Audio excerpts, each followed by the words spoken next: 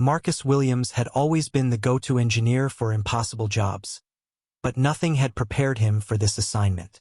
The transport vessel shuddered as it approached the derelict alien outpost floating in the void between two dying stars. 3 months ago, the structure had simply gone dark, cutting all communication with Earth's diplomatic mission. "Remember, Williams," Commander Rodriguez's voice crackled through the comm system, "you're there to restore power and re-establish contact. Nothing more. The Keplerians specifically requested a human engineer. Apparently our problem-solving methods are unique." Marcus secured his toolkit and checked his environmental suit one last time. The airlock hissed open, revealing the alien structure's docking bay. Even powered down, the Keplerian architecture was breathtaking. Organic curves that seemed to flow like frozen water, surfaces that shimmered with an otherworldly iridescence.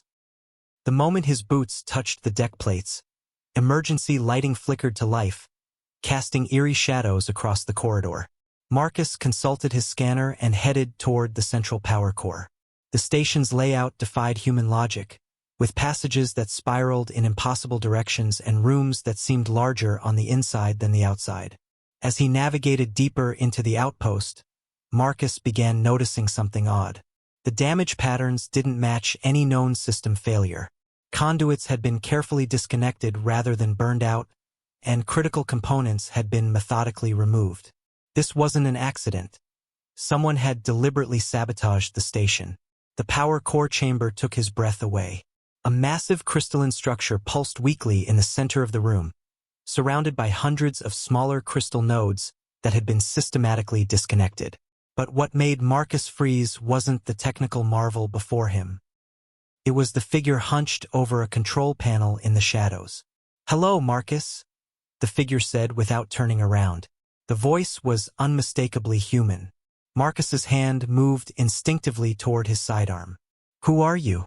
How do you know my name?" The figure turned, revealing a weathered face that Marcus recognized from mission briefings. Dr. Elizabeth Kane, the xenobiologist who had disappeared during the first contact mission 5 years ago. She looked older, her hair now silver, but her eyes burned with an intensity that hadn't dimmed. "I've been waiting for them to send someone like you," Kane said, gesturing at the disabled power core. "Someone with the skills to understand what I've discovered." "Elizabeth Kane is dead," Marcus said firmly. "She died when her research vessel was destroyed by a solar flare." Kane smiled sadly. "That's what I needed them to believe. What I found here, it changes everything we thought we knew about the Keplerians." She led him to a hidden chamber behind the power core, where banks of alien technology hummed with quiet energy. Holographic displays showed star charts, but not of any region Marcus recognized. These were maps of something far more vast, galactic clusters stretching across unimaginable distances. "The Keplerians aren't from another planet," Kane explained, her voice barely above a whisper. "They're refugees. Their entire civilization has been fleeing across the galaxy for millennia, running from something so terrible that they've never spoken of it directly." Marcus stared at the displays, his mind reeling. Running from what?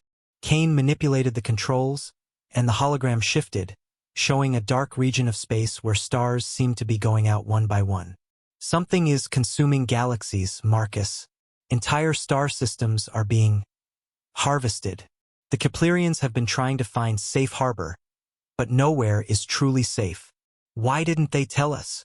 "Because they're not just seeking refuge," Kane said grimly. "They're recruiting. Every species they make contact with, every diplomatic mission. They're building an army for a war we can't even comprehend." Marcus felt the weight of this revelation crushing down on him. Earth's entire relationship with the Keplerians was built on a lie.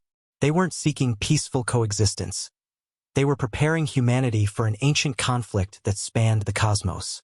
"I disabled the station to buy us time," Kane continued, "to find someone who could help me decide what to do with this knowledge. Do we warn Earth, knowing it might cause panic and destroy any chance of survival? Or do we help the Keplerians prepare for a war that's already coming whether we know about it or not?"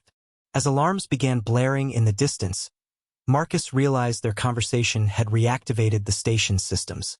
Soon, both human and Keplerian fleets would be converging on their position, demanding answers neither of them was prepared to give.